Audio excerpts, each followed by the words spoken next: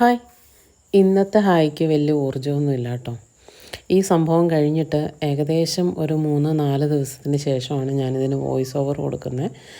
ഇത് ആരും പേടിക്കുകയൊന്നും വേണ്ട. എൻ്റെ ഒരു അവസ്ഥ അറിയിക്കാൻ വേണ്ടി മാത്രമാണ് കേട്ടോ ഞാനിപ്പോൾ ഈ വീഡിയോ എടുക്കുന്നത്. അല്ലാണ്ട് റീച്ചിന് വേണ്ടിയിട്ടൊന്നുമല്ല. സത്യത്തിൽ എനിക്ക് ഒരു വിഷ്ഡം ടൂത്ത് എന്ന് പറഞ്ഞിട്ടൊരു സംഭവമുണ്ട്. എല്ലാവർക്കും അറിയാം എന്നുള്ളത് അറിയത്തില്ല. നമ്മുടെ 20 വയസ്സിന് ശേഷം വരുന്നൊരു പല്ലാണ്. ആ പല്ല് കേടായി. അതാണെന്നുണ്ടെങ്കിൽ ആകെ സീനായിട്ടായിരുന്നു അതിൻ്റെ നിൽപ്പ്.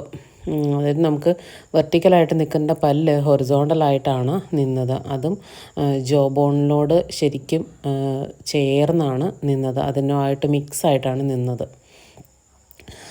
അത് പറിക്കേണ്ടി വന്നു. അത് സർജറി ചെയ്തെടുക്കേണ്ടി വന്നു. അതിൻ്റെ ഒരു അവസ്ഥയിലാണ് ഞാൻ.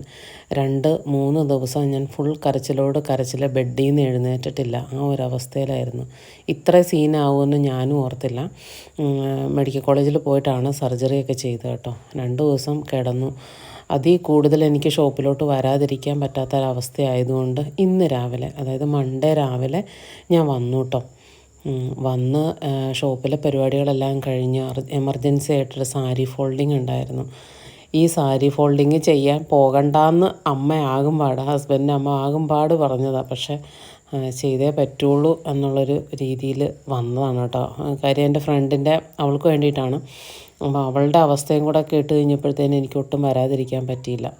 ഇതും കൂടെ കഴിഞ്ഞ് കഴിഞ്ഞപ്പോഴത്തേനും എനിക്ക് ഒട്ടും നിൽക്കാൻ പറ്റാത്തൊരവസ്ഥയായിട്ട് ഞാൻ തിരിച്ച് വീട്ടിലേക്ക് പോവുകയാണ് കേട്ടോ ഉണ്ടായത്. അപ്പോൾ ഇതാണിപ്പം നിലവിലത്തെ എൻ്റെ അവസ്ഥ. ഇത്രയൊന്നും വായൊന്നും തുറക്കാനേ പറ്റണ്ടായിരുന്നില്ല കേട്ടോ. സത്യത്തിൽ എൻ്റെ പല്ലിന് ഇത്രയും ജീവിതത്തിൽ ഇത്രയും ഇത്രയും പ്രായത്തിലോടിടയ്ക്ക് ഇത്രയും വലിയൊരവസ്ഥ എൻ്റെ പല്ലിന് ഇതുവരെ സംഭവിച്ചിട്ടില്ല. ഇതാദ്യമായിട്ടാണ്. അതും ഏറ്റവും കൂടിയ രീതിയിൽ. ഏകദേശം ഒരു 1.5-2 മണിക്കൂറോളം എടുത്തു സർജറിക്ക് വേണ്ടിയിട്ട്. അപ്പോൾ ഇതാണ് കേട്ടോ ഇന്നത്തെ വർക്ക്. കൂടുതലൊന്നുമില്ല. Thank you.